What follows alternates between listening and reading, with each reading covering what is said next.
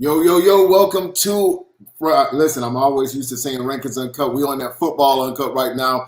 Second edition of the season, Clay, as we get ready, 2023. Of course, I'm Jonah Willard, my partner in crime, Clayton Guillory. And of course, on the ones and twos in the background, you got to give a shout out for the newlywed on the team, my man, Alfred.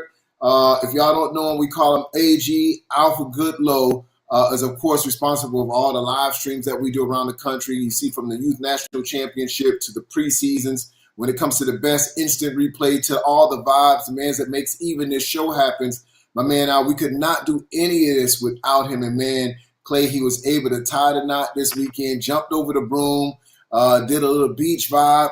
Luther Vandross came back from the grave, sung him a song, and look at him, super clean, looking like James Bond doing this thing. But no, congrats to my man AG, man, Al, and Sandra. Of course, we call them the power football or youth football. Of course, if you're on the West Coast, you know Sandra. She's been around the OG Ducks for a minute, helps out with the FBU joint. She's been around youth football for a while, and of course, Al, notorious for what he does on the live stream play. Hey, man. AG, man. AG is, hey, if it was the NBA, they'd call him Michael Jordan. You know what I'm saying, man? But did you see how clean he got? You see how clean he got?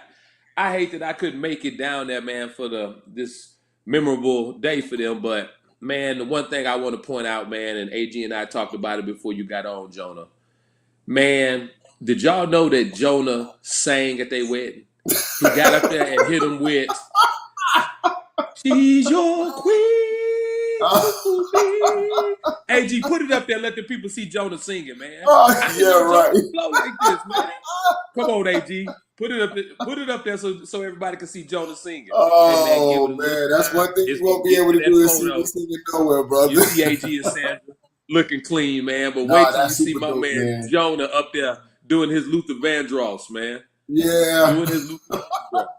That's super dope. That view is amazing. That view is amazing. Talk about super dope, Clay. We got some big news coming out of the DMV before we get too deep into everything. Some games sit past this last week. Early in the season, we had number 1 versus number 2 in the 10 and under the age division. And you got to respect how these coaches are not running from the smoke already in the season. You talk about Georgia Eagles and Rare City, formerly known as Twin City. They were in the championship game last year with only a touchdown separating them. So here you go, the rematch, the stage was set, the same type of intensity, two of these teams out of the state of Georgia taking on each other.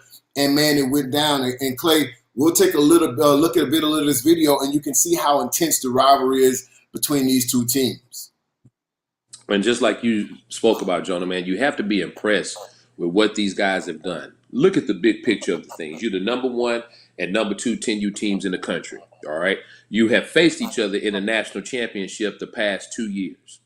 The beautiful thing about this setup is nobody can say you're running because you're not. You're trying to get better earlier in the season. And you would be a damn fool for somebody to try to say this team doesn't need to be ranked or they don't qualify for a national championship based on a game they did at the end of June. You know? So, man, hats off to both of those squads. I love the way they're moving. They are setting the tone, not just for 10U, but for the entire nation. Because one of the problems we have in youth football, and again, you and I are big advocates for traveling, playing the best competition, playing outside your sandbox, but every now and then, the next best team or the best competition is right there in your own backyard, man. And a lot of people come up with all these excuses and theories and algorithms on why you shouldn't be playing each other, man. And the reality is if you're a great team, they're a great team, man, let's lock it up. And that's one of the things that I'm going to talk about, man. Later in the show, I'm going to drop 2 matchups for Charlotte, 2 matchups for Houston, and 2 matchups for DMV. And in one of these matchups, it's exactly what I'm talking about right now. 2 teams that are in the backyard, right? They in each other's backyard and they refuse to play each other. So that's how we go, man. So, Clay, and we touched on this a little bit last year, and we'll touch on it as we get close to ranking the teams, as we get through our preseason, start evaluating some of this talent. But we talk about some of these teams that run from the smoke and how it will impact them in the ranking. Especially, listen, we know some teams are challenged financially where they can't go to the West Coast or vice versa, go to the East Coast. But, Clay, if you're down the street from each other and you don't want the smoke, man, we just got to take that into accountability. Like, man, are they trying to hide and run with the ranking and just try to save it to the end of the year to qualify to get into nationals? Or what's Bingo. really the deal? So here's the excuse that I've been hearing, Jonah, and to me, it is the stupidest shit ever created, right? Yeah. Let's don't play each other because all we're going to do is knock each other out. If we're going to face each other, let's face each other in the national championship. Or let's don't play each other early in the season because it's going to mess up our beginning of the year ranking and we're going to have to fight back into the mix. That's crazy. Listen, man, if you're going to play each other, play each other. All these theories, like I said, algorithms, hypotheses, whatever quantum physics you come up with, at the end of the day, it boils down to who are the best teams in the country. And to figure out who the best teams in the country are, sometimes you got to prove you the best person on your own block. You know what I'm saying? So 100%. 100%. And here's a funny thing, Clay. Georgia Eagles in Twin City/Red City did this exact same thing last year. Preseason, they strapped it up in the Warzone Bowl. That game I was there on the sidelines in Georgia. Game ended up being a 2-0 game based on a fumble. So it just shows you how equally matched these teams are. But like both of these coaches and head coaches will agree, James, of course, and my man, Big Muscle Man over there for Twin City will tell you that only makes them better. It doesn't hurt them. It only makes them better because when you're playing against high competition, your kids know what it is to be in the fire. You see what I'm saying? And I can't tell you how many times you and I have seen teams get shell-shocked by playing it safe in your neighborhood all year. Then you get off the bus, and then you're playing that competition. And I would argue to say, Clay, and I don't know if you agree with me on this, but I think that was probably SED's problem last year, kind of playing it safe home in Texas. And then when they finally got out to the national competition, they got a little shell-shocked because arguably, talent-wise, number 3, running backs are arguably some of the best skill positions at that age group. So it's no excuse like they got outmatched or outgunned. I just think it was a lack of competition or fierce competition till they got to Fort Lauderdale, and it was too late. You see what I'm saying? And so the teams that acclimate with fierce competition through the season, they're better prepared for that gauntlet at the end of the season. And I think you have to take a realistic look of what your league looks like and how well they can prepare you for the national stage. So, for example, there are some age levels in FYFL that they stack from top to bottom. So they don't necessarily have to go outside of their league to get tuned up for the national stage. But in speaking for SED, they pretty much kind of, as you would say, shot themselves in the foot in that aspect. And here's why. The year before, the league that they were in, Texas Sports, was a very strong league. It had a lot of high-level competition, not just in the Dallas area, but also in the Houston area. So when they went and played in the state championship, they ended up playing the team that was going to win the UYFL national championship, right? And they beat that team in the state championship. Now, fast forward a year forward, and the Houston chapters separated from the league. So then, therefore, I believe that competition level that kept them strong throughout the previous year, like you said, might have shot them in the foot, the following year. But, like we said on the last show, you got to take your hats off to TME, man. They prepared. Yeah. And, Jonah, in case you don't realize what they did, they prepared for that SED game, man. And the kids played well. The coaches played well. And, shit, you saw the end result. Well, Clay, I'll flip it on the other side. A team, we'll stick in Texas right now. DEA was able to do just the opposite of that. They held some tournaments early. They played the OG Ducks. I mean, you name it. Whoever was in the top 5, they played RDU. They played anybody and everybody who they thought was in the top 5. And I think that really prepared them for their championship run. So when it came December, man, they were a well-seasoned team. They played any and everybody who they thought was in that competition level. And they kind of just ran through the tournament because they saw so many different looks. They saw all type of skill sets. They saw all type of speed, all type of upfront blocking. So the national championships was just like playing another game for DEA last year, in my opinion. So let me ask you your opinion on this, Jonah. And I'm going to use the example in Atlanta right now, right? Traditionally, if you're looking at most dominant geographical areas for youth national championships, you got to take your hats off to Atlanta and the state of Georgia. They are leading the way right Correct. now. And as you and I discussed, Florida comes behind them, then Texas, then, DMV, California, et cetera, right? Here's my Right. question. If you are in Atlanta, do you do a lot of traveling or do you play the best teams at home? Because you and I both know we have gotten a lot of heat when we have had maybe 2 or 3 teams in the national championship mix from Atlanta. Now, at the same time, it also proved out to be true when we had, what was the year that we had Rare Breeds and Georgia Seminoles had to play each other in the national championship. They were the best 2 teams that year. So Right. do you think that this theory is going to change from location to location? Well, absolutely. It depends not only location to location, but it also depends on the age division. How strong is that age division in that geographic area?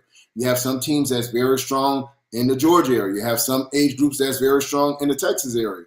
But I'll say it like this: just as you take the college model, sometimes you have 2 strong teams in the SEC. You can have Georgia as the number 1 team in the country, and you can have Alabama, the number 2 team in the country. Because they're both in the SEC doesn't mean they don't deserve to play in a national championship together. Now, yeah, you may have some strong teams in your own backyard, but a lot of those times when they're playing those teams, they're familiar with them.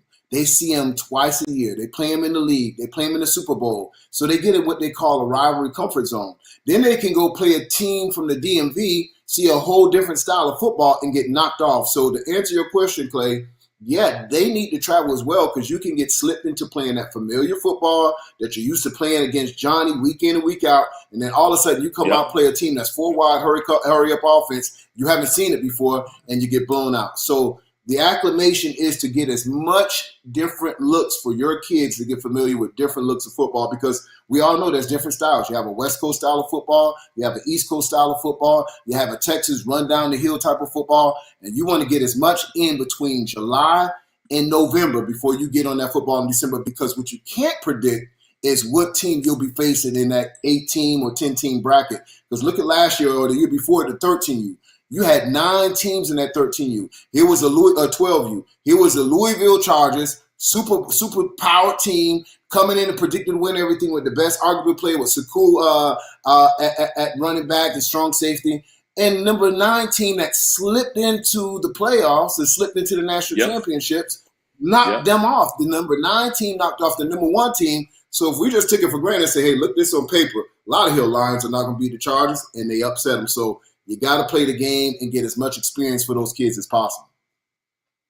And that's the beauty about the Youth National Championship. That's why I love youth football so much because at the end of the day, man, no matter how dominant a team may look on paper, you get inside those white lines, you get under those lights, you see mama in the stands over there yelling, you hear coach over there losing his mind, man, a lot of things can change, It's some matchups, Jonah, that are happening early this preseason that I think are going to shed a lot of light on the landscape of youth football this year, right? So, for example, we've already had last weekend the 2 top 10U teams in the country, Georgia Eagles versus Rare City, right?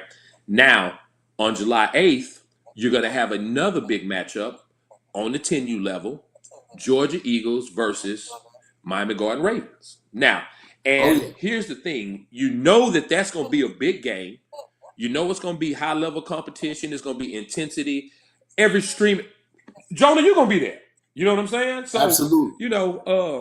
It's not a big game unless Jonah in the building. You know what I'm saying? So, he will be shout out to my man. Shout out to my man DT Montgomery holding it down with Warzone, man, because they were able to negotiate a matchup that we wanted to see for a couple of years now, Clay. These teams have been bickering back and forth. For the last 2 years, they played a couple years before. Georgia Eagles came up short. If I'm not mistaken, the score was like 24-22, where they were exchanging touchdowns back and forth. They had some calls that maybe didn't go either one of the team way. and they went at a fair playing field. Well, here they go. They have an opportunity right now to play again. Last time Georgia went down to Florida, they were still in Georgia. Now they'll come up to the Atlanta area. And Ravens happen to have what I feel is probably arguably one of the best running backs in youth football, Clay. And I'll say it. I didn't just say tenure. Listen what I'm telling you very carefully. Kid Rod is a phenomenal player, arguably what I think is one of the top 3 running backs in football. The kid has extreme vision. He has extreme speed. The only time I've ever saw him in check in one game was against TTG last year, where it was a low-scoring game. He didn't have a lot of yards. But outside of that, the kid has probably rushed over 200 yards a game and scored at least 3 touchdowns against everybody. But listen, against that Georgia Eagles team, the Ravens defense looked very porous. Number 22 at the time for the Georgia Eagles did the same thing. If he didn't have 200 yards rushing and scored a real. So I look forward to a different matchup. Why, Clay? Because the difference maker, which I feel is the X factor for the Georgia Eagles this year, is the quarterback position. Quarterback against Rare City, man, he just took over the game. He did it on the ground. He looked like an old Vince Young from Texas. He was elusive on the ground. He was crisp on his passes. And that's something I think the Ravens are really going to have to scout and look for and see how much they can cover. But you can expect, and everybody in America knows that Rod is going to carry the ball for the Ravens. You just have to be able to stop him. So do I feel these are the 2 top teams in the country to date? Yes. Well, you had Rare City take a loss. They lost convincingly 13-0. Now I feel the top 2 teams in the country at this tenure position are right here. And so you'll get a preseason look of who should be at that number 1 spot at tenure, deservingly so. So these kids deserve this big stage. They deserve this opportunity. I just want to see some great football. I'll be glad I'll be on the sideline calling the game with DT. We'll do a live and stream right here on Generation X and bringing you some of the excellent football. And not only that tenure matchup, man, you got Voodoo in action. 2 national champs in the same state playing some football this weekend. Voodoo taking on my boys from West Orlando Jags. Another exciting matchup. And that just shows, man, the level of commitment, not only from the players and coaches, but where the parents are at. I mean, we talking about it, Jonah. I don't know what it's like right down there in South Florida where you at, but I can tell you right now, here in Texas, man, it's every bit of 100 and fuck you degrees every single day, right? So for you to commit to be ready to, I'm sorry, Jonah, I know you worried about your ratings. Oh, well, fuck it. So for you to commit to be playing full-fledged, pad games right now, man, that shows that you're really trying to do some things, because we're being honest, right now you've got regionals and state championships for track, which is always going to take a lot of your major home run hitters. You've got some pretty high level basketball tournaments going around the country, which are going to take some of your main athletes. So to play that level of competition right now, that just shows what your dedication level is, and man, what the mentality is. And you know as well as I know, we both have been coaches before. The mentality of the head coach should be absorbed within the DNA of that team. Now, before we got on tonight, I was looking on Facebook on a few lives. I was checking out Panthers Live, and I see that he was streaming Miami Garden Ravens 10. You look like a scrimmage against, I think it was the Hot Boys. 11U team, correct? So I'm not sure if that was right. So I'm not sure if that Hot Boys team has been a little different team now. They broke up, so it's not the same team as what you used to see. But yeah, that Ravens team you wants to play 11Us. I'm telling you, they're a stud team. Make no mistake about it. And I'll even go out and do say a little bit further. I think the Miami Gardens Ravens 10U is probably the best team pound for pound coming out of Florida this year.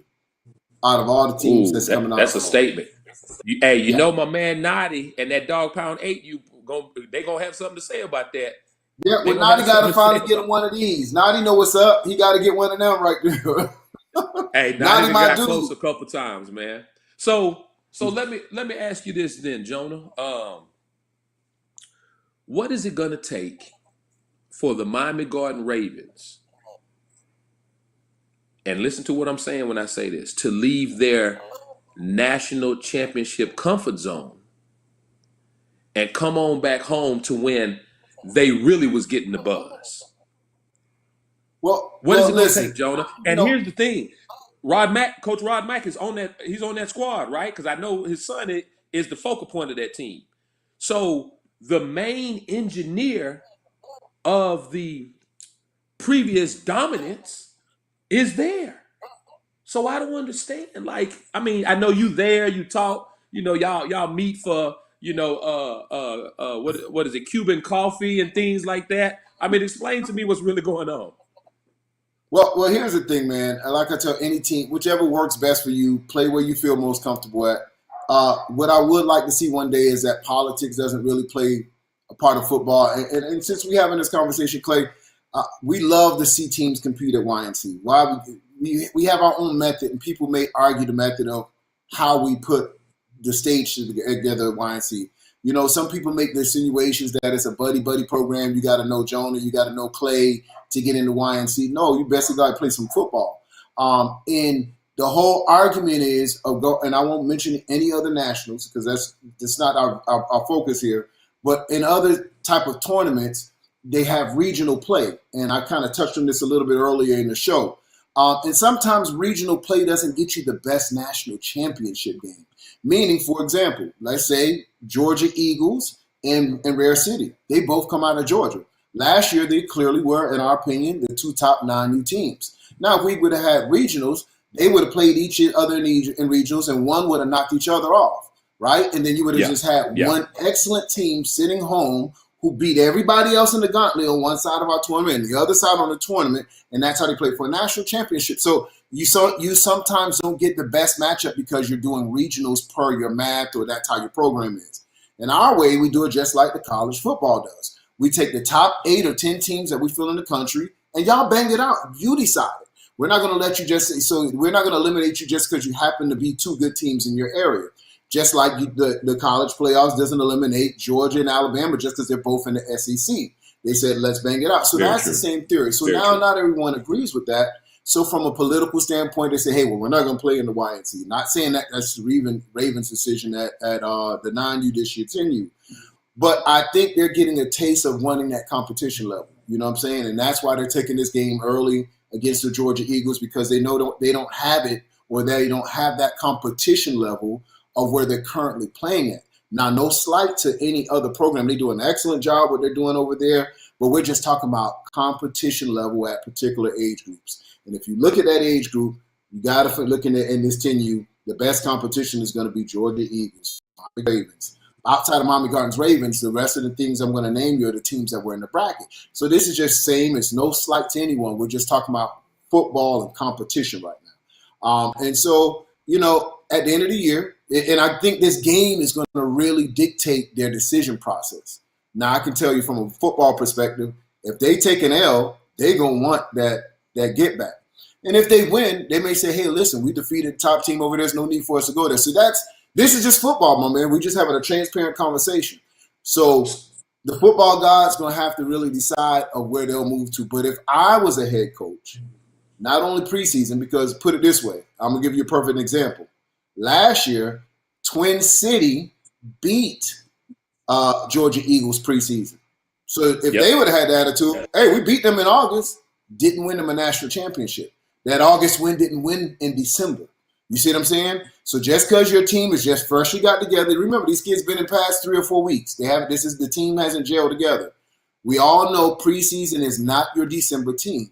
So if I was a coach, I want to play the best competition week in and week out. So there's nothing at the end of the year say, yeah, you won that over there, but you still ain't beat the big dogs. That would eat me up. So let me ask you this, Jonah, on the flip side of the coin, because some people may believe that by playing these big games early, you're actually taking advantage of teams that are not gelled, like you said, or all the way seasoned, because you don't want to play those teams in November, December. But here's my question for you. Let's take a look at Rare Breeds 12U, our 2-time defending YNC national champion. They're finna play Southfield Falcons, Boykin Bulldogs, who is our YNC Division II national champion. They're going to play DEA and Miami Garden Ravens out the gate. Now, let's say they do what that we expect them to do, and they run the table. Then does that create hey, man, we're not going to YNC because we know Rare Breeds is there? and they didn't already beat not just us, but everybody else in the first 2 months of the season. What's your thought process on coaches who have that mentality? And some of them do. Because you remember back when RDU was at its dominance and they won 4 YNC championships in a row. You remember that one year when everybody ran to other, as you would say, national tournaments because they knew RDU was at the YNC. So you're saying if they take a loss, if they do not want to play it just because they took the loss early in the year, they don't want to play the national championship against the boys, right? They don't want to play the national championship against them boys because so mama and daddy is using nationals. Mama and daddy is using nationals. We have a perfect place for them. Aren't you doing the cheer announcement tonight? You have a perfect place for them. You shouldn't be coaching football. You know what I'm saying? Look, I'm going to tell you, I'm old school, Clay. You come in my yard, we tussle, and you get me, bro, you're going to have to see me every day until I get you. You understand what I'm saying? No doubt. I'm not gonna get that ass whooping and sit down and you walk around the school, you and your Air Force Ones clean. Nah, bro, I'm dirtying up your Air Force Ones. I'm ripping your V-neck. I'm ripping your chain, and you might, but I need my get back. So I would tell coaches this: coaches, you have a grave responsibility when you coach a youth football team. You are setting a precedence for how these young men will compete for the rest of their life. If you lay down at 10U, 11U, 12U, you are teaching them kids to lay down. If a coach beats your ass, please, coach, come get back. Don't run from it. Don't say, man, I'm going to go play over here because, the people are, win, lose, or draw. So, and that's another thing. Preseason, coaches, don't pump it up to where your parents are going to make a decision that if we lose, I'm gone. Okay, and that's what happens a lot. That's what happens a lot. Yeah. So we'll be hosting on Football Uncut the transfer portal come into July because it's what we see every year. Clay, tell the truth. I'm not gonna mention names, but in Georgia there was an 11U player, no, a 12U player that didn't live in Georgia, but went from one team preseason, went to another team in the middle of preseason, and then went to the third team once the regular season started. But you know what? Coaches, it's your fault. Because if you're setting that self up and you opening that door, just because y'all just want to take the stack team and the stack players right in there, it's your fault. So setting precedents, coaches, buckle down. But what I would tell you, don't run from competition. Yes, YNC, we try to build a competition where it's really fierce. We're not going to sit here in front. But don't run from it. That's your opportunity to embrace it. And you're going to get better. I can tell you. I tell the story all the time, Clay. Rampage got off the bus and got knocked out first round by the Outlaws. Kane Archer and them gave him the business.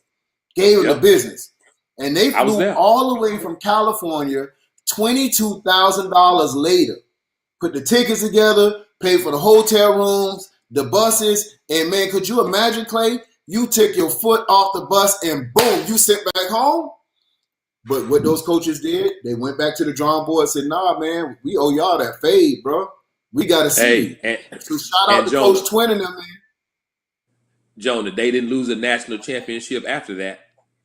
Right. They two crystal balls deep since then. So for sure, man, shout out to those guys, man, because I do think that they set the blueprint for a lot of people that didn't understand how you really bounce back from, I'm not going to say a loss, but in their eyes, that was embarrassing because they were the big dog on the West Coast. You know what I'm saying? Correct. We had always heard about you always see Keefe and OG Ducks and you always see Vegas Strong, but everybody in the country was talking about Rampage.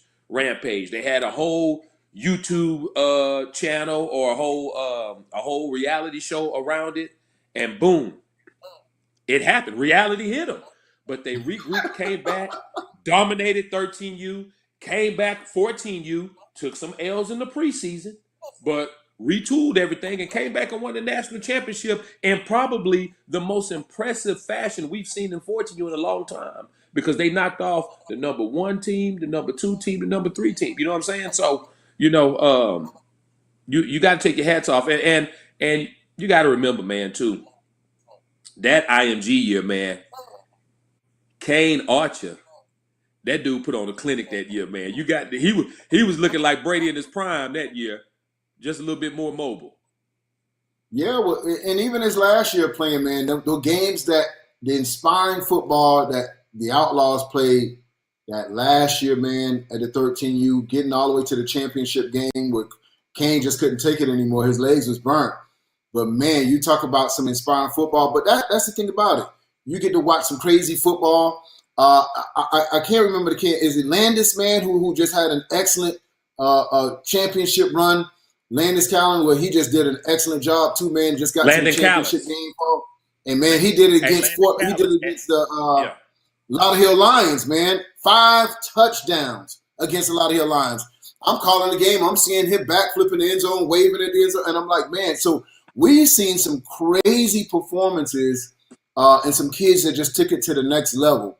You know what I'm saying? And we'll be announcing some of the Hall of Fame players that just really did some things. So, but if you had to think of one of the most consistent players, right? And I have one of my favorite players that I just think has been consistent with YNC performances, and it has to go to the kid that's on Howard's team. Mello at running back position, man, has just been, you know what to expect from him in the big game. He's never run from the big light, never ran from the big stage. Mello, if you guys don't know him, number 4 on Howard's team, man, I got to tell you, is probably one of the most, on Lambeau, and just in case you guys don't know who Howard is, one of the most consistent players.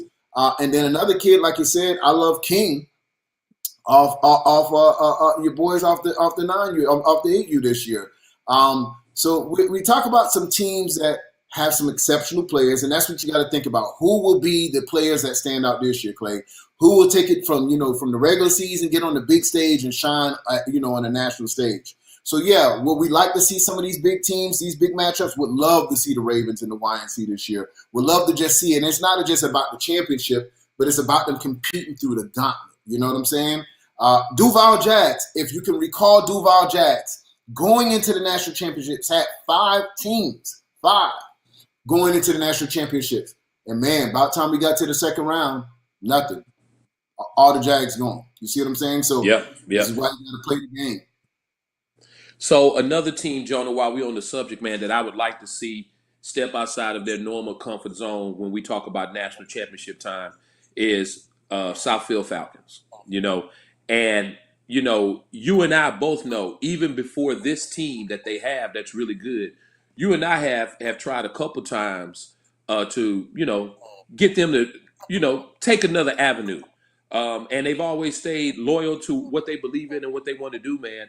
But I'm very interested to see how that game is going to go that they have in the preseason against Georgia Rare Breeds. Oh, yeah. I'm going to put you on the spot right now, Jonah. I'm going to let you go first, and then I'm going to give my prediction, man. Give me a score prediction on that right now. Well, listen, what Brian Marshall does over there and what my man Brian does over there, those guys are phenomenal leaders, phenomenal coaches. Make no mistake, Southfield Falcons is well coached. That's not going to be a team that come in here that's unorganized. We've watched them when they were 12U or 11U playing against Louisville Chargers. Close game up there when we were on the East Coast. They had another close game they played down there. Make no mistake, Southfield Falcons going to come in, and they're big and they're physical. This is probably going to be one of the biggest physical teams the Rare Breeds have played to date. So that's going to be the challenge. Here's what I would say. We know the talent that the Rare Breeds have. They're big and physical too. They have a big defensive line, big linebackers. My challenge is that as we get to 12U, we know these kids going to growth spurt. And the quarterback, yes, he's super talented. The kid, he's small frame. And you look at him, if you looked at him in a grocery store, you would never think he plays 12U or even last year 11U football. But he is the smallest on the field, but has the biggest heart on the field. Will that be able to translate enough at the 12 and under division is going to be a very early challenge for him going to the season. Can he see over the line of scrimmage? Is he going to have a Doug Flutie approach? Is he going to be able to deliver the ball downfield?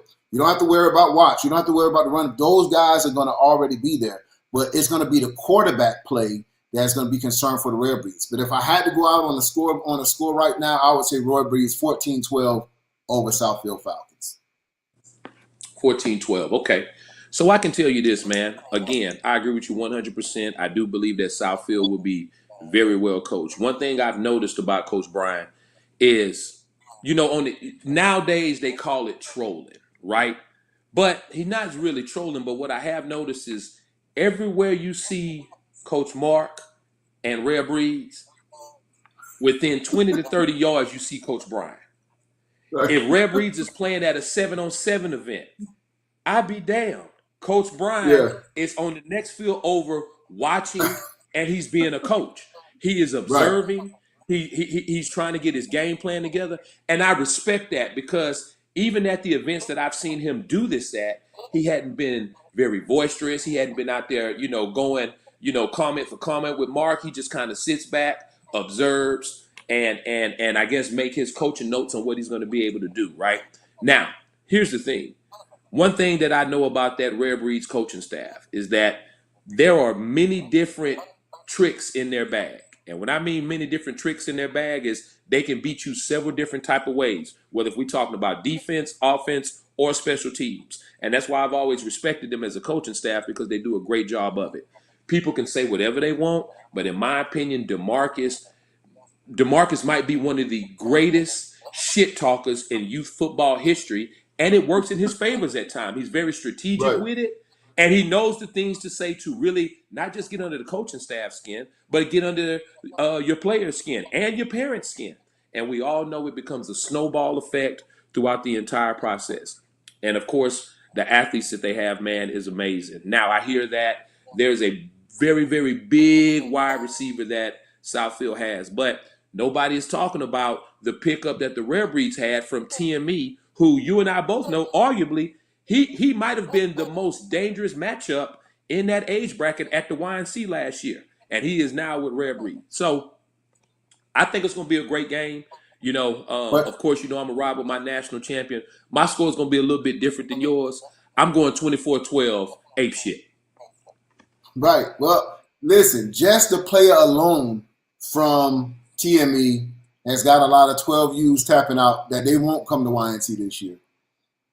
It's him alone. We already know Rare Breeds against the average teams usually outscore teams maybe by 4 touchdowns. They're that good. I remember the year where they came out, man, and they played, was it SED? Where in the championship, the first times they touched the ball, they scored every time. It was just crazy. So from a skill position, there's not really teams that match up with the Rare Breed skill position-wise. The reason I gave it a closer score because I know that Southfield Falcons defense, they're a little different. It's a little physical. You got to break it open on them. So that's why I gave it a little tighter score. A lot of people, they don't watch other teams. They watch their team. So let's just say I'm a Rare Breeds team. On Saturday, when we breaking down film of other teams, they're only watching their team. So the matchups, they're like, oh, man, we should beat this team by 50 points. Southfield is not a pushover by any means. Rare Breeds, yes, is the number 1 team in the country, in our opinion. There's no team close to it. But they got to play that game early in the season. And so early in the season, you're still working on some tweaks. But arguably, that has been the biggest off-season youth football acquisition, Clay. Pickup from TME, 6'2" kid, bananas. I think if you had to go down here, we made an acquisition pickup. Rare Breeds got the number 1 kid. They hit the number 1 draft pick. Yeah, most man. Hey, man, I got the Rare Breeds coaches texting me, telling me I ain't shit for just giving them a 12-point spread. Hey, man, DeMarcus already jumping on there. But listen, I know they want me to come out and say 40-0. Listen, as a commentator, I got to break down the game. I got to see where the points are. We got to see where it's going to come out. You know what I'm saying? So I'm telling you, I think it's going to be a closer dogfight than a lot of people think. Do I think Rare Breeds a better team? 100%. And not slight just because of YNC. I just think the Rare Breeds are the best 12U in the country. Especially once I get to see a game or two how they acclimate Big Boy inside of the offense. We'll go from there. But yeah, I'm sticking with it. 14-12 Rare Breeds. So we got a lot of things to talk about left, Jonah. We're gonna talk about some administrative stuff with the YNC preseasons. We're gonna hold on. I'll let you off the hook with 10U. 10U. Here we go, man. Eagles, Ravens. The A. Oh, okay. Score prediction. Okay. I see what you did there. I see what you Yeah, did I'll there. let you off the hook. Okay. All right. So listen, man. I haven't had the opportunity to watch a lot of Miami Garden Ravens film. I did, like I said, I did watch that scrimmage today to just try to get a feel for them. And one thing that I was impressed with was the athletic ability of their front seven. Right, their front seven. They're big. They're athletic. They can move around. Of course, what Lil Rod has already done, man, is legendary, and you've got to account for him on the field. You've got to respect his game and know that at any given moment he can take it to the house. The one thing that you got to look at with the Georgia Eagles is, number one, they're going to be well coached. Number two, they might have the second best shit talker in Atlanta with Real Terrell on their squad, with Real on facts. their squad, right? Facts. The second best shit talker Better in living, Atlanta my on the man. team. So that always going to play a factor into it. But the thing I like the most about them, I have spent a lot of time on the Georgia Eagles sideline, right? Whether if they was playing preseason in Houston, a couple years ago when they came down to DMV in the preseason, I've been on their sidelines for some YNC matchups as well as the national championship games, and I've watched this team evolve. I've watched this team evolve from losing a national championship game, right, to losing a preseason game and then understanding what it takes to truly be a champion and truly get it from the mud. So with that being said, man, I can honestly say the gauntlet that they have faced, if you compare resumes, Georgia Eagles compared to Miami Garden Ravens, it's not even close, right? Yeah. Everything the Georgia Eagles have had to overcome by far trumps anything that the Miami Garden Ravens has done. So with me, man, my score prediction is this. I'm going 18-6 Georgia Eagles. Yeah. And I agree with you, Clay. One thing I would say about Georgia Eagles, they've traveled a lot. They used to getting on the airplane, making those moves. How will the adjustment be for the Ravens taking a trip up to Georgia, coming up to Atlanta, playing in that hostile environment, you know what I'm saying, where the whole city going to come out and play on a 9 p.m. kickoff type of deal? Will they be ready to play under the lights? And more importantly, we always kind of put an emphasis on the youth football players. What about these coaches? We see a lot of coaches, they act like it's cold out there and shrivel up when you get out there in those big games. You see what I'm saying? So don't think they don't get intimidated by those big crowds. And you know how it happened at youth football games. Hey, coach, I'm taking this, I'm taking that. That's a lot of pressure on coaches too. So at the end of the day, there's a lot of things that come into play that is going to take, precedence over those games, man. And so one big game we'll talk about, West Orlando Jags, Voodoo. Unfortunately for the Jags, you're catching Voodoo probably at their peak right now. They don't really have an off season.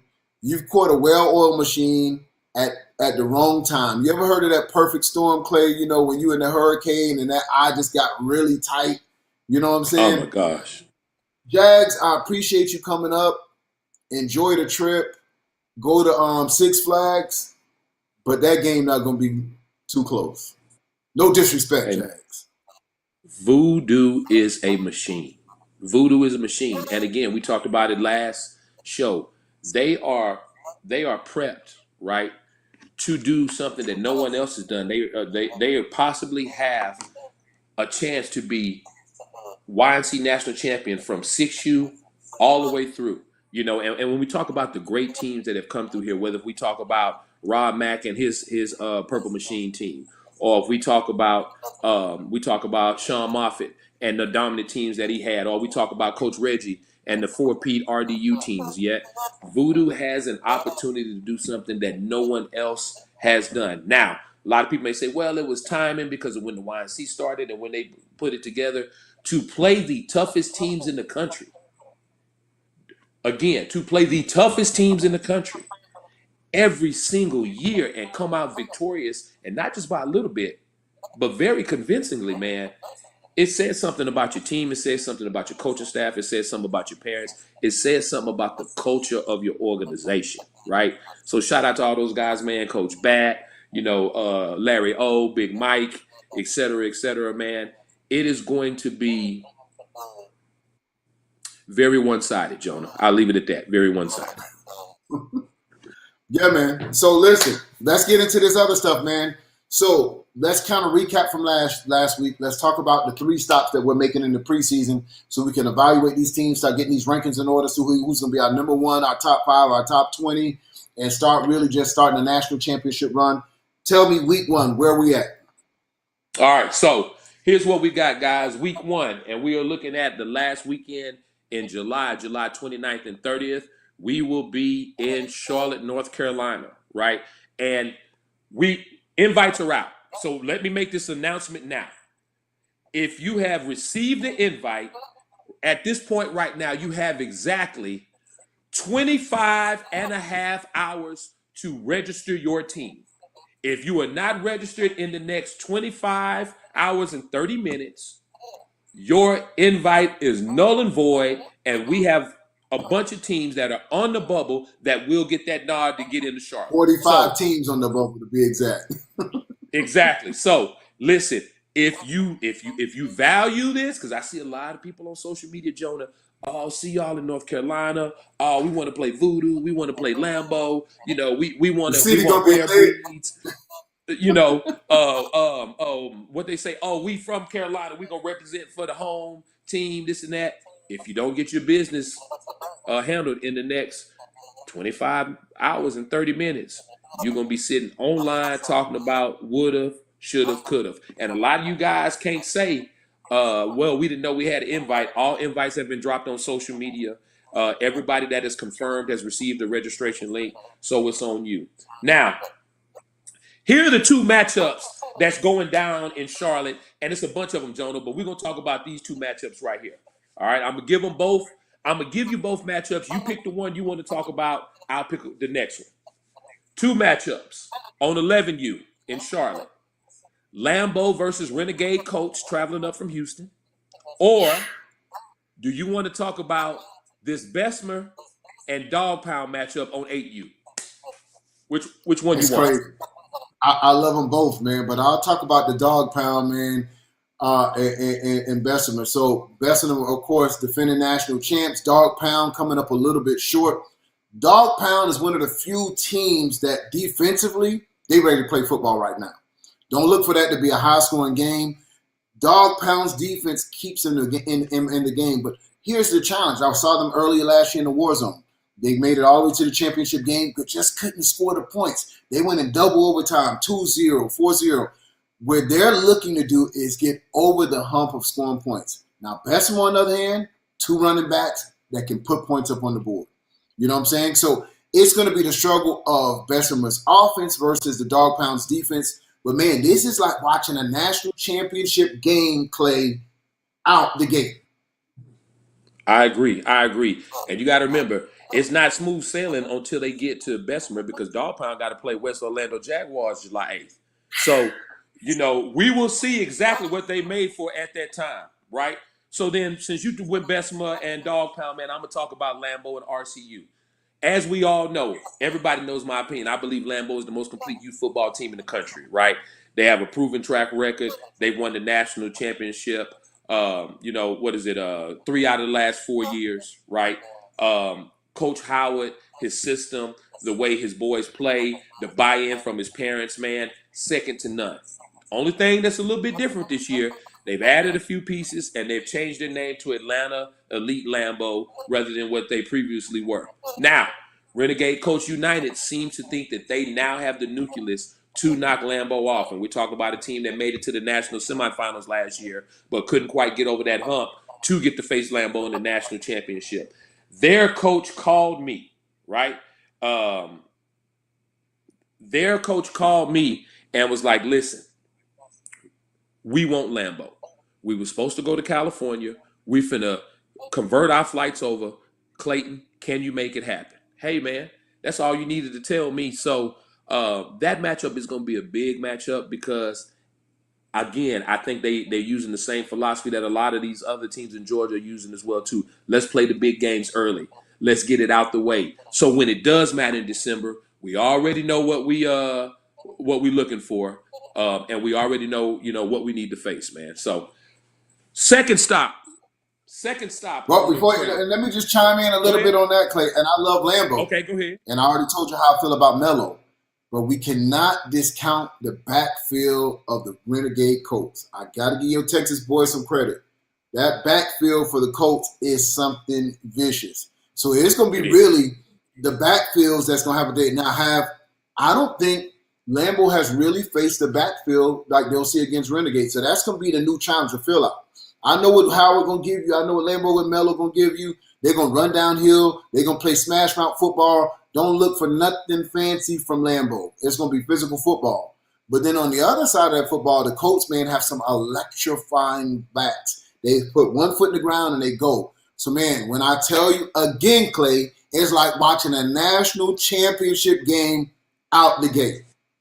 You might as well bring the YNC crystal ball out there, fam, because that's what it's going to feel like. Let the cats go and rub it and touch it. Yeah. I mean, we on that type of vibe in Charlotte. You understand what I'm saying? No doubt. No doubt. All right. So, remember, guys, before I go to the second stop along the way, you have exactly right now, 25 and a half hours to get registered for Charlotte. Now, next stop on the way, and we take a weekend off after we leave Charlotte, but then we're looking at August 12th and 13th, C.E. King High School in Houston. Another big event, right, with some heavy matchups. Here are the two matchups we're going to talk about, Jonah, and I'm going to tell you the one you're going to talk about because the second one, I got to speak on it. All right? So here are the two matchups. Oh, you let me know what I'm talking about. The one I want you to talk about is RDU, our YNC Division II national champ, versus the Bad Boys, AYF Division I national champ on 9U. And then the one I'm going to talk about kind of goes towards what we started the show with. When you got some great competition right down the street from you, and it's all these excuses and all these reasons on why you can't play the game. DEA versus SED 8U, a matchup that should happen in Dallas. We're going to make it happen in Houston. Man, that's love. So let me jump on the RDU Bad Boys vibe because here's a perfect example of some teams that feel, look, we deserve to be in Division I. We shouldn't be in Division II, right?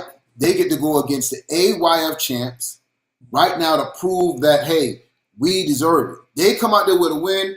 They can come knocking on the door. They jump into Division I rankings, so it's a lot to prove for them. And let's be 100. Whenever AYF feels that they could play against a YNC team, they want to knock them off.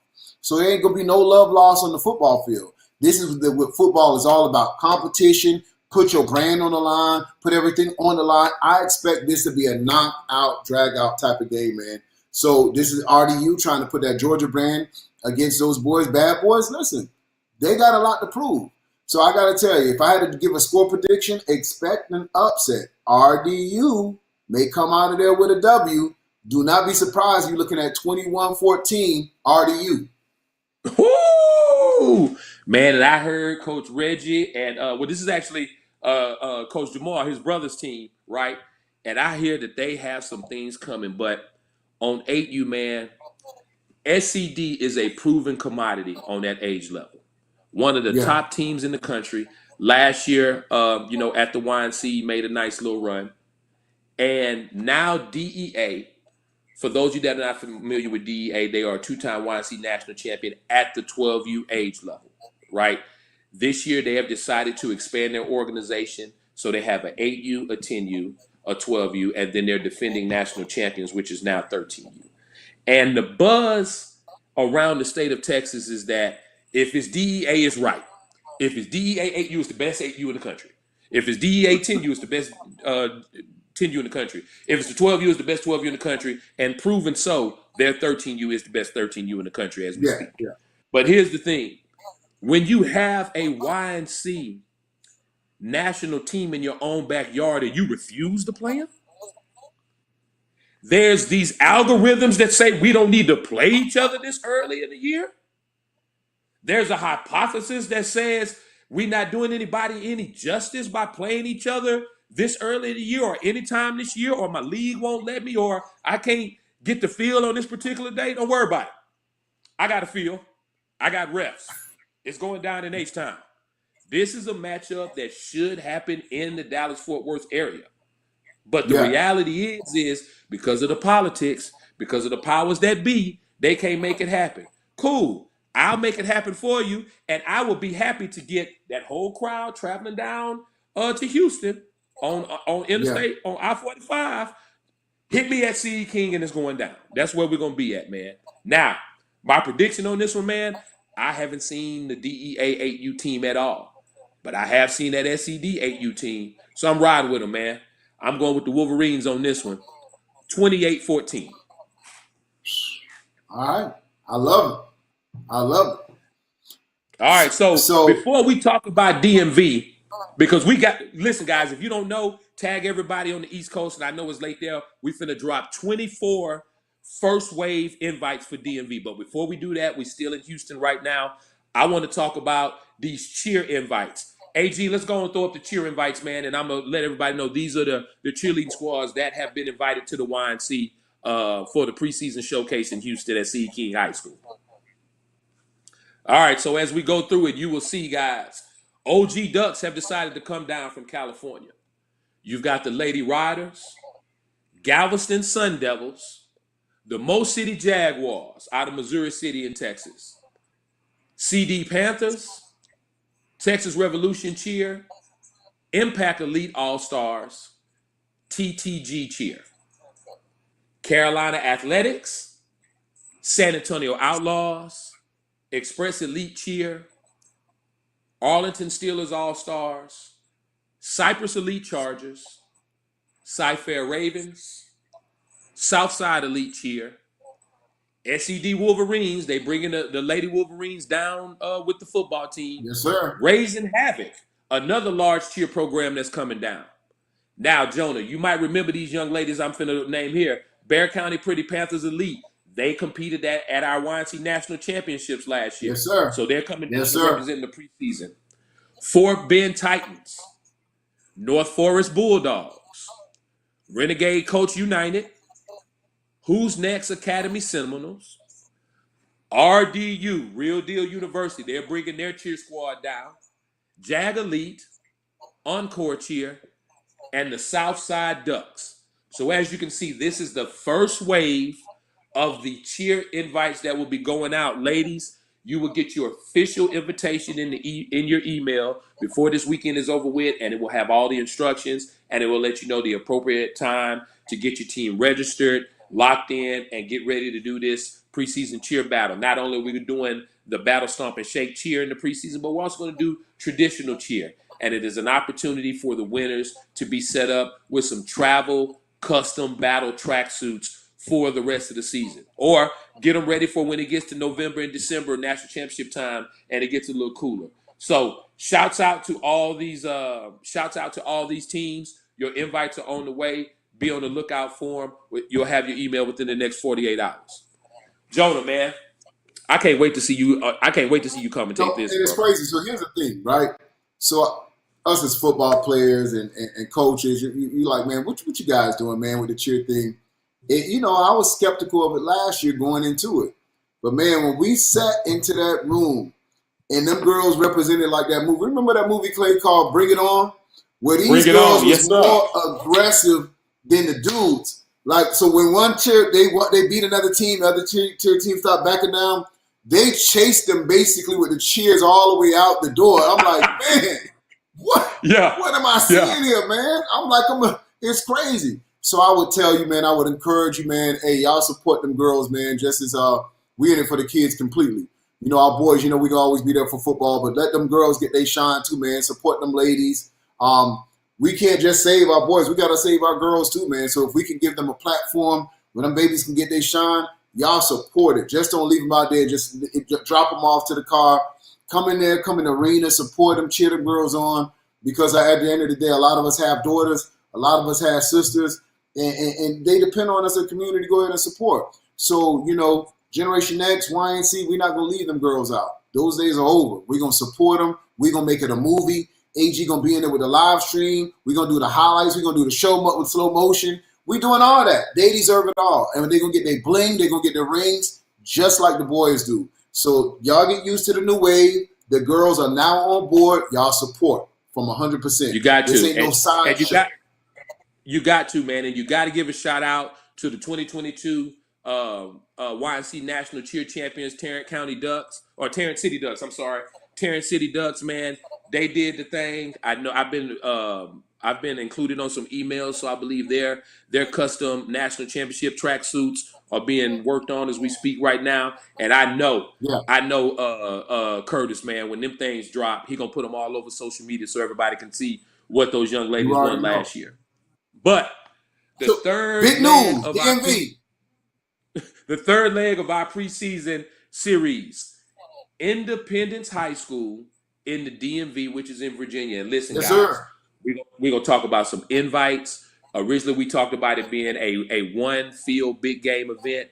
Hey, Jonah said, listen, man, Clayton, he got me on the phone. He said, Clay, listen, man, the buzz is too big for DMV. We need to find a facility that we can do tournament style, that we can do multiple fields. And, man, Yeah, we did that. So, with that being said, we're going to pivot over to Independence High School, which is in, I think it's Ashburn, Virginia. That sound about right? Yeah, yes, sir. Ashburn, Virginia. And we're going to drop 24 first wave invites tonight. And in addition to that, then Jonah and I are going to talk about two of the matchups that's going down. So we're going to start with 7U guys, and we're dropping three 7U invites tonight. And the first 7U invite, Playmakers Elite 7U. You'll see them pop Yes, up on the sir. screen there, man.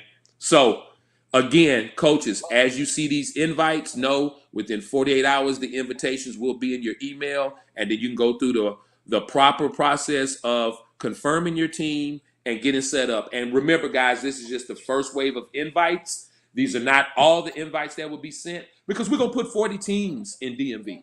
So don't worry if you did make the first wave. Sometimes it's strategic. Sometimes we still evaluate what you guys are doing, right? There will be a 6U through 14U in DMV, but we're just starting with some 7U invites tonight. Yes, please Second get you set. preparing. Yes, y'all, we giving y'all love. Don't worry, y'all babies get to show out in preseason. We got y'all. Now, second 7U team we're going to talk about, and this is a team that a lot of people went to the national championships thinking that they had a shot, and things didn't work out like they thought, but they regrouped and retooled, and they're ready back all the way from South Florida, Pompano Chiefs 7U. Now, I'm Jonah, excited I know about you that. got some close ties with this team, don't you?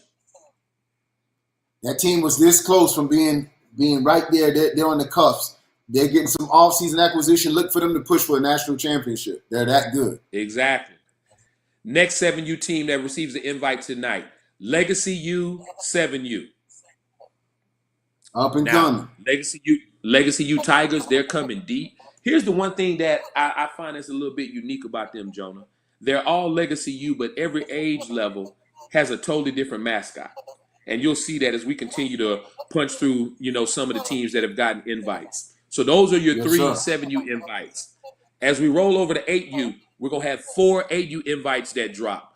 The first one we got to drop, man, we got to show love to Playmakers Elite 8U, Coach Jawan, AYF Division One National Champion. They're gonna be in the building, and they're gonna be in the building after already traveling to Houston for a big time game the weekend before that, man. So shout out to Coach Getting it in Jawan, man. early. He always got his guys Yep. on the road playing the best competition. Remember when they came to Cali last year and dominated Jonah? Yeah. They balled out. They balled out. They're only gonna get better. Now, next 8U squad, Olympus 8U.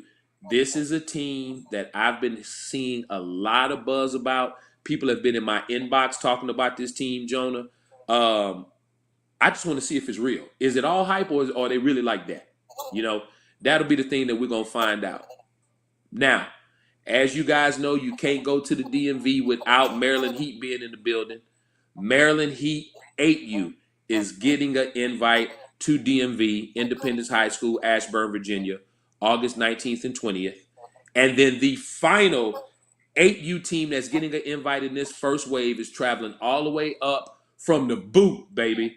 Louisiana Wave is coming up, or should I say they're being invited up to DMV, and we will see how that shakes out for them, man. I mean, here's a matchup I'd like for you to discuss, Jonah. And I know I'm probably catching you off guard on this one. AYF Division One champ, Playmakers Elite, Coach Juwan, 8U, I got. And I'm finna give you a little nugget about this Louisiana Wave team. That Louisiana Tigers 7U team has combined with this Louisiana Wave 8U team. So tell me this. PME versus Louisiana Wave on 8U. Oh, What do you see, Jonah? all you can say 4th of July is gonna come a little after the fact because there's gonna be some fireworks on that team. Listen, a lot of explosiveness. We saw Jawan up close in person in California, but that Tigers team from last year, man, talking about two talented running backs get hit from anywhere on the youth football field. It's gonna be a lot of scoring. That now, if I had to do a prediction right now, man, I like PME because of Jawan's been on the big stage. They're used to traveling, and he's going to be in his backyard there. If you had to say, man, high scoring game, 28-24 PME, but that's going to be a movie. That's going to be a big one. That's going to be a big one. And you cannot forget, man, what was the young man's, I think they called him, I don't know if they called him Pancake or Pork Chop. They had a big lineman, man, for Louisiana Tigers last year that's now with the Wave that was just destroying and his people. Jersey can't come over his stomach. You don't see him. Yeah. And he's not trying to hide his stomach either.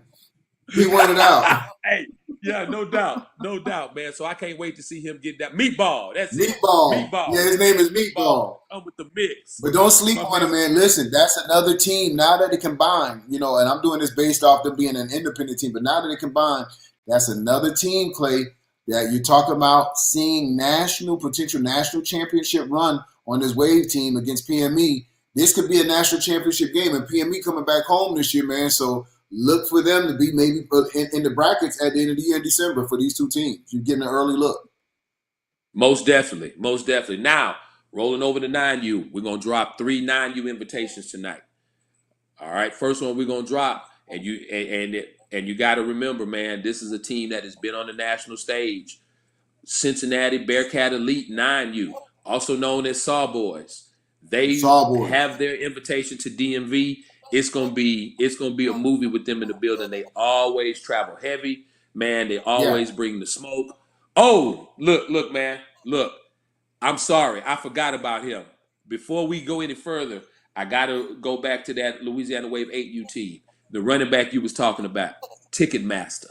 That's his name. Ticketmaster. I like that, bro. I like that. Hey, you got to be the guy with a name like Ticketmaster. You got Meatball, you get Ticketmaster. It's going to be all right. We set up to have a movie out there for real. Second 9U that is receiving an invite. Of course, we're going to be in DMV, so how can you not invite DMVU 9U? This is a team, Jonah, that I'm going to be honest with you. I don't know a lot about them. But I've been getting film, and on the film, I don't know if they playing nobody. They are fire for sure. Well, and that's what this preseason all about. So we can get a good look to see what the competition level. We discovered a lot of teams like this. We discovered Louisville Chargers years ago in preseason. Nobody knew about them. You know what I'm saying? We put Louisville Chargers on the map, and 3 national championships later, there they were. Most definitely. And our third and final 9U that is receiving this first wave invite, again, like we talked about before, Legacy U Hurricanes on 9U. Same organization, different age group, and they going to, a different name for their mascot. Now, I'm only dropping 2 10Us tonight, John. We're only dropping 2 10Us tonight. So since we already with Legacy U Hurricanes, we might as well roll over to their 10U, Legacy U Ducks on 10U. Legacy U Ducks. Now, it might be safe to say this could be Legacy U's matchup first round out the gate.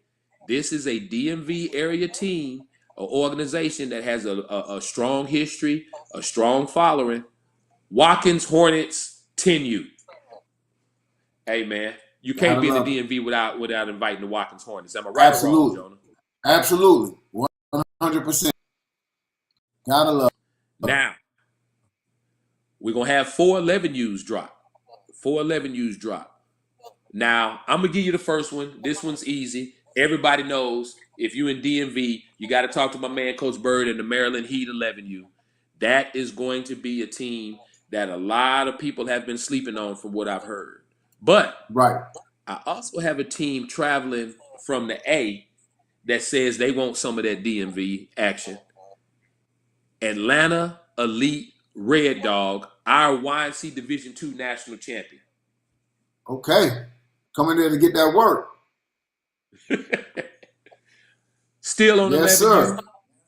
Still on 11U. And this is the team that I talked about that I said people telling me, people running from them. They calling them Clock Boys 2.0. Nobody wants to play them. Watkins Hornets 11U. And I'm just saying, man, that's some bold statements about a team, right? Yeah. Hey, 2.0. I can't wait to see it. And I know an 11U that's sitting and waiting in the DMV area. Keep going. Keep riding out. Now, here's a team that says they was in my inbox immediately. Oh, so Watkins Hornets say nobody want to play them, huh? Clay, we want them right out the gate. Central City 11U. So this is gonna be a great regional matchup right there, Jonah. A great regional matchup right out the gate, man. So Central City 11U, man. They've got the invite. It's going down. I can't wait to see how that one shakes out because from what I hear, it's a lot of talking back and forth on that one. Well, and All I right. know, listen, So those are our four. we didn't talk about it yet, but you know you're going to get the phone call soon because this is one of the big teams up in the DMV area. And when you talk about DMV, Mr. Mayor up there, Mr. TJ Freeland, you know it's down with City Life. City Life has come back to life, is what he's saying. Big O is back home. Yep. And so he's making it official. TJ has went on official records and saying he is going to be in the top 3 in the country, and ain't nothing holding him back this year. So, you know, we got to see City Life up there, man. City Life is going to definitely represent the brand up there. You know how them boys represent it. But TJ is definitely, you know, he'll get on here later. We'll probably get him on the show next week to talk about, you know, the resurgence of Big O. But yeah, they see some big games there. You know, when we were down there last year, the year before, man, you know, they had a big game against the Rare Breeds, was in there early. And, you know, Big O just got tired. You know what I'm saying? Got a little exhausted. But he has a lot more help this year. And I'm see TJ over there clapping it up, right? City Life is 12U this year. So, like I said, at this year, when they went against the Red, I couldn't remember what the score was. I know it was halftime. It was really close, Clay. You was there with me when they played earlier. Yep. He was up in the DMV. Yep. And this is a team that, man, I think if he gets a little bit more defensive lineman, you can expect for him to be top 10. And 12U is going to be loaded this year, man. Another year that's loaded. You're talking about Rare Breeds. You're talking about your boys from out of Detroit. You know, you talk about these teams that are all, you know, trying to keep people. But what happens then? And again, do you feel the Rare Breeds are too loaded this year, Clay, with adding all these additions, or you still got to go out there and play the game? Still got to go out there and play the game because you and I both know kids change a lot. And that maturation process from 11U to 12U is a huge gap. So some of those kids that might have been like that as 11U, they may not be like that again as 12U. And then it's a good thing that you've got that extra stud there to step in and pick up that slack, man. So, no, you got to play the game. You definitely got to play the game. And then how did you feel? And I know we're getting a little off subject. What was your take against when the OG Ducks played Rare Breeds last year on the West Coast and came out with a win against the Rare Breeds? You got to respect that OG Duck team that took that win. Now, you know how it is when you play on the road. It's a big time game. Somebody gonna always say it's something, whether if it's the refs, whether if it's time of day we played, venue change, location. I mean, we've heard every reason in the book on why a team takes an L. You know, but I can tell you this, man. Coach Larry and them, man, they did the thing. We've seen that team early in the preseason. I would be lying to you if I told you that I wasn't shocked that they beat Rare Breeds, you know. But again, too, I also think that Coach Mark, sometimes with as confident as he is, you can be overconfident. And it's one of those situations, man. He showed up. His offensive coordinator was there. From what I hear from my people in Cali, 5 minutes to the game, the team was still sitting down, putting on their cleats. They hadn't stretched or anything like that. One thing you got to realize when you play on this national stage, even when you're a YNC defending champion, you've got to take every game, you got to take every game serious. You got to prepare the correct way. You got to put your kids in the best situation to win. So before we get back to the invites, I'm gonna put you on the spot. Ducks and Rare Breeds play today. Give me the score. Ooh. So Ducks and Rare Breeds play today. If they play today, I know that Rare Breeds is gonna want to get that get back. That was the only blemish on their record last year, man, and and everybody in the country let them feel it, right? So, man, and I really fuck with Coach L and Keith and them, but I just got to keep it 100, man. Whew. 28-6, ape shit. Yeah. And it's so funny how football is because think about it. They lost against Reggie, right? Yep. Yep. Reggie and Reggie beat the Ducks, and they turned right back around. The Rare Breeds killed SED, you know what I'm saying, and beat also Reggie. And so you just didn't see the math adding up that way. But again, you got to play the game. So yeah, you heard it here first, man. We would love to see that game happen again some way, somehow. OG Ducks, Rare Breeds. So man, let's get back to DMV. All right, so you was talking about City Life. That's going to be the first 12U invite we're going to drop. And we dropping My 4 man. of them today. City Life Raptors 12U. You knew that they was going Let's to be in do the it. building, man. Hey, Pat and Coach TJ, man, I will say, man, those are 2 of the most entertaining youth football coaches in the country, if you ask me, man. You got to show them guys some love, man. Well-coached teams, always very disciplined. But the thing I appreciate the most about them, and it even goes back to the first team, which they had was YNC National Champions when we were at INGM. They play solid defense, man. Their teams are built around the strength of their defense. And it was very surprising when they did win the national championship because that was the only game that their offense really caught fire and put up a bunch of points. Before then, it was defensive battles that had got them to the national championship. And I imagine that this team, like I said, most teams should take on the DNA and personality of their coaches, man, or their head coach. I think this team most likely will be built the same way around a stern defense. Now, second invite we're going to drop. And this is a matchup that I'll discuss, Jonah. Real Deal University 12U. RDU 12U versus City Life 12U. This is a matchup a lot of people tried to make happen. This is a game that, hey, RDU tried to get City Life to come, to the A. City Life tried to get RDU to come to the DMV. Hey, couldn't make it happen in their schedules? Don't worry. We go make it happen in the preseason. RDU 12U, City Life 12U. Jonah, give me your breakdown on it. Oh, man. Well, the game changer to me is that I was watching some preseason film on O, and he's back to full speed. I mean, faster, bigger, stronger, and I think he's an X factor. RDU plays a stout defense, and like I said, watching them last year, you just seen them pour it on at the end of the year. This is a matchup that's been waiting to happen. Now, if you would have took this a little bit earlier and the O wasn't on the team, automatically I would have told you RDU, hands down, with a 14 and maybe 14-6 or 21-6 victory. The difference of adding O is not so much O carrying the ball, but what he does even when he doesn't carry the ball. When he's being a decoy, when he's on misdirections, you have to pay so much attention to him. It opens up other lanes and open spots for the rest of the team. So because O is back on the team, I got to give a slight nod to City Life on this, man. Tight game again, 18-12. I think City Life comes out ahead against RDU. Okay. All right. So now y'all done got the breakdown from Negro Damas, known as Jonah. So we're gonna talk about the next two. We're gonna talk about the next two 12U invites again. Got to drop Maryland Heat in there, man. Maryland Heat's 12U. A staple in the DMV area, that program.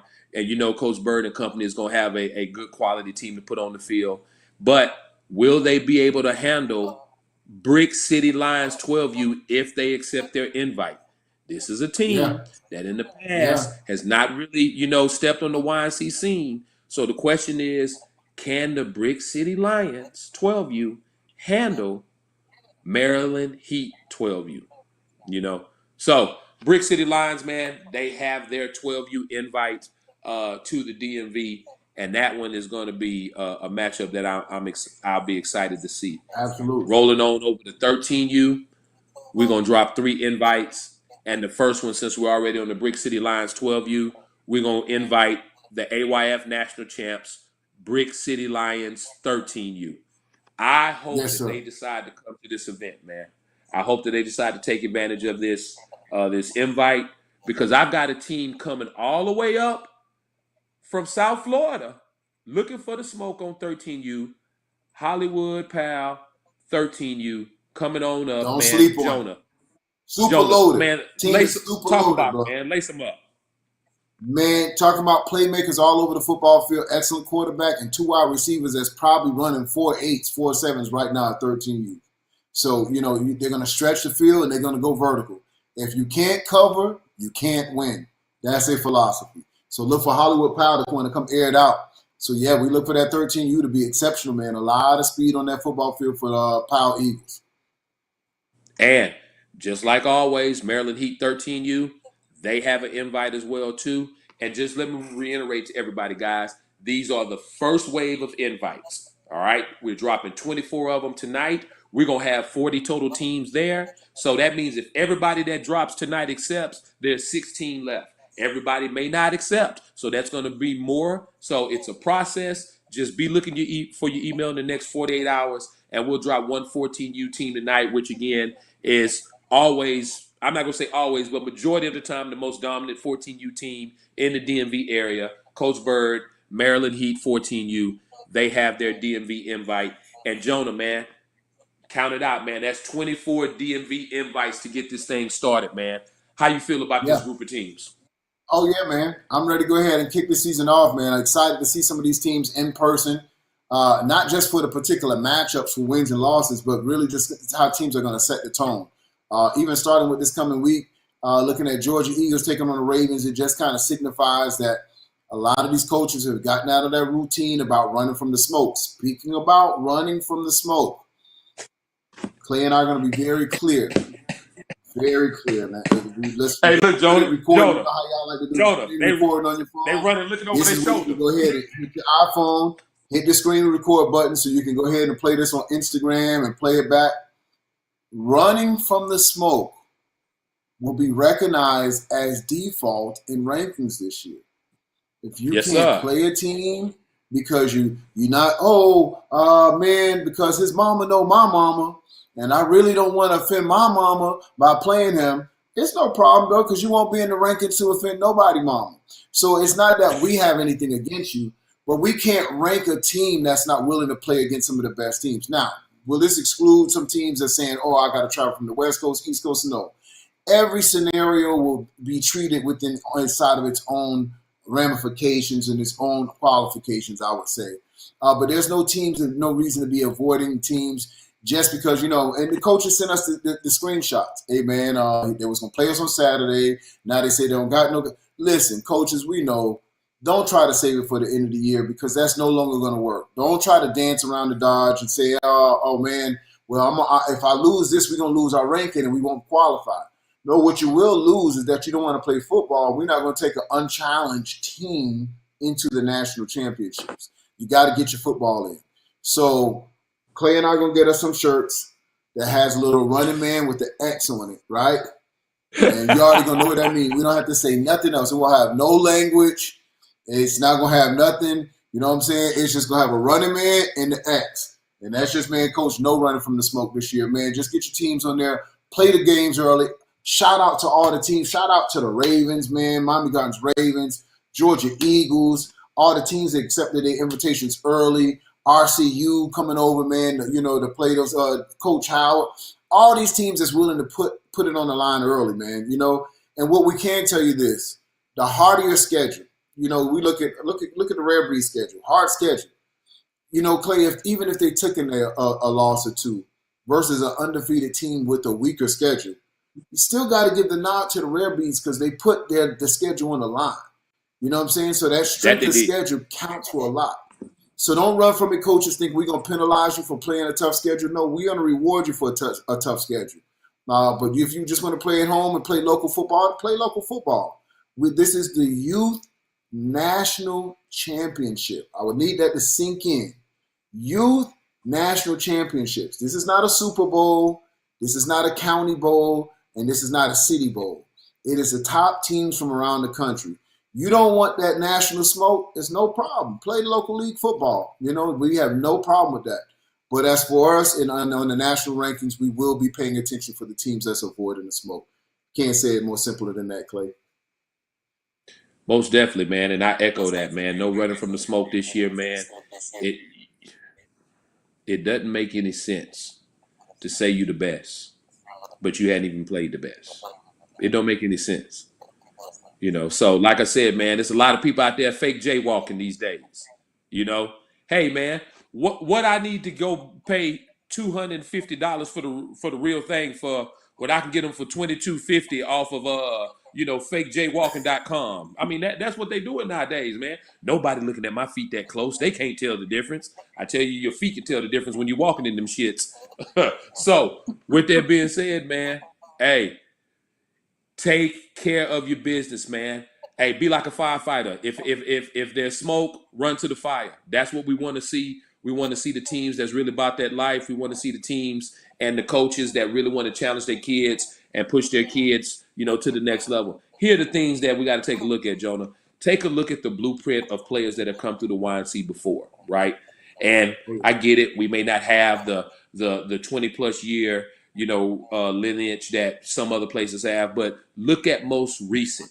Matter of fact, man, look at who's the number one quarterback in the country right now as a freshman, Jonah? Didn't that kid play in the YNC? Don't that kid have like over 30 offers? I think somebody did an estimate, and they said even right now as a freshman, his NIL value is 7 figures. Wow. This is what we're trying to create. We want to challenge kids so they can put themselves in a great situation as they go forward, right? This is what this thing is all about, man. Come on. Stop playing with us. You know where it's at. YNC. Everything else is a fucking joke. Back again. So listen, before we get out of here, Clay, if I'm a coach now and I'm online and I'm saying, hey man, we waiting on this invite.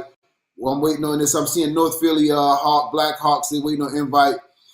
If they haven't been recognized, where do they need to email today for consideration to get on the map so they can get the invitation for these different various areas? What information do they need to write down? So coaches, before Clay responds to this, get your pen, get your phone out, get ready to take this information down, because this is going to be very important for you to have this type of information, because I'll tell you what, Clay and I, inboxes are on swole, and it's hard for us to kind of sort through a lot of that stuff. But the emails is how we make a living. So get ready to take this email information so you can get it to us so we can consider your team, which should include your team name, your coach's name, your age division, and your city and state, and the name of your team. So listen, guys, and before I give out this email, I'm looking at my board, and I've got a list of teams that the next wave of invites are going to go out to. So again, if you didn't get this first wave of invites, that doesn't mean you're not going to be considered. It doesn't mean that you won't get an invitation. It just means that you weren't in the first wave. That's it. Now, if you want to be considered, right, it's very simple. Send us the contact information. Send us your team's resume. If you want to send us some game film, because Jonah and I are going to do our own research once we get it anyway and look online to confirm it. Send all this information to invite@youthnationalchampionship, all spelled out.com. Send the information to invite@youthnationalchampionship.com. It will go to our team selection committee. They'll make a recommendation. They'll shoot it over to Jonah and I. Jonah and I go through the checks and balances. We're going to call, and confirm with some of our guys in the area if you really like that. We're going to look at some film. And if we feel like you are, we're going to send you the invite. Again, a lot of you guys, you think it's just, oh man, let me send Clay a text message. I get text messages from random numbers about film, and people don't tell me. And Clay ain't gonna answer. Clay don't even answer the numbers he know. So don't do that. How am I gonna? You know what I'm saying? I mean, if we being honest right now, Jonah, man, if I go, hey, this ain't about me. This ain't about me. This is not about me. No deflection, sir. So, man, hey, send your information. We always want as much information on every team as possible because the reality is, I wish every team could play in the Youth National Championship. And the only way that we can make that happen is we need to properly evaluate teams, and the only way we can do that is to get us information. Jonah and I don't own ESPN, so we don't have cameras in every city, but everybody does have a cell phone that can live stream it for us. So that's what we use it. Yes, sir. Yes, sir, man. Well, once again, man, Clay, thanks for locking in, joining Clay and I this week. It's super excited. We'll be in Georgia on the 8th. Some big games coming up in Texas. Definitely keep us on the schedule with that. Once again, the information is info@youthnationalchampionship.com for the teams that's trying to lock in. For the most part, Charlotte looks like it's about closed. Houston is right behind it. DMV, we want to go ahead and lock that in. And again, Clay and I and the camera crews will be at all these of our evaluations in the preseason. And listen, this is coming great. I will tell you, coaches, an opportunity to network. At all of these cities, you will have some of the most brilliant minds in youth football and football period in those particular areas. So you want to get on this national scene, there's nothing better for you, your program, to come out either to one of those three cities. Come shake our hands. Of course, the owner be out there from, or the CEO, I should say, of Battle Sports, Chris. So it's a good networking process. For example, there's a lot of partnerships that develop out of these particular, type of things. But I would tell you, get your team out there, get recognized, get into the splash.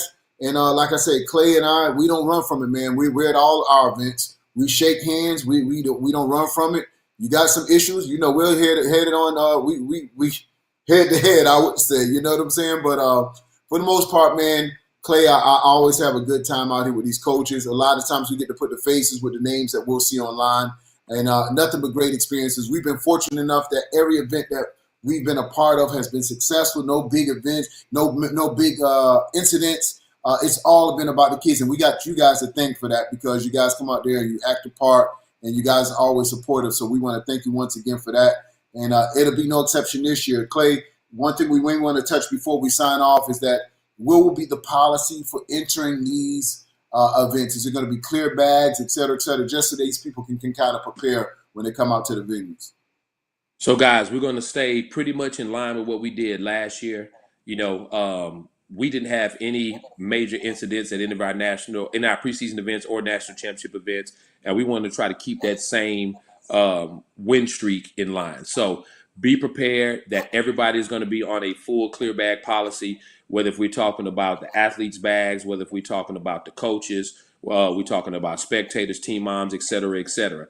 And I know some of you team moms tried to get pretty fly and take your purse and put it in a clear bag and take it in. That's not going to work either, man. We're going to have to be able to see everything that's in those clear bags, right? You can bring chairs and tents into the facilities that will allow it. Remember, the chairs as well as the tents must be carried in, and they cannot be carried in the bag that it comes with it. It'll have to be carried in by hand.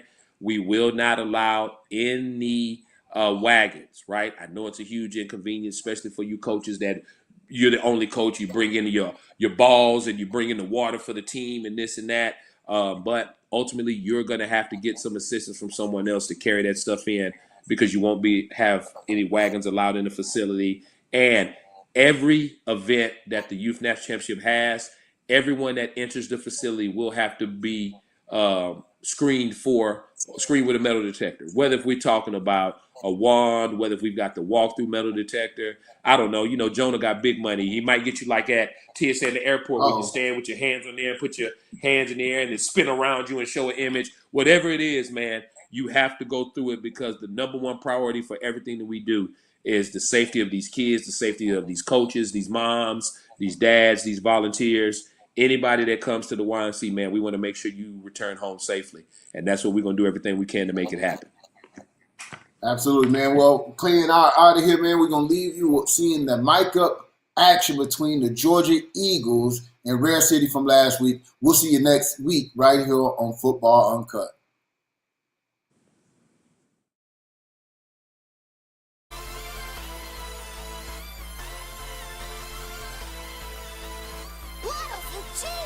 UFO, why you abduct me? Hey, man, they know what it is. They know who it is. 1 verse 2. Georgia verse Georgia.